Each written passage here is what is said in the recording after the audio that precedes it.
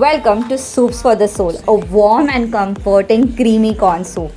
बनाना तो बहुत सिंपल है एंड इसमें आप अपने कोई भी चॉइस ऑफ वेजिटेबल्स ऐड कर सकते हैं with simple seasoning and when you have your own vegetable stock prepared at home you can make any soup.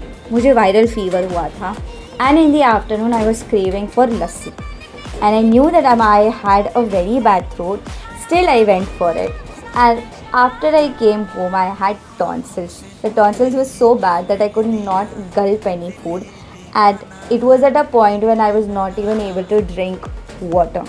And at this point, I cannot have tomato soup, which is my favorite because it is acidic in nature and it is just going to make things worse. But here I have my corn soup that comes to my rescue every single time because this is warm, comforting, it has me. So try it at home and let me know how you find it.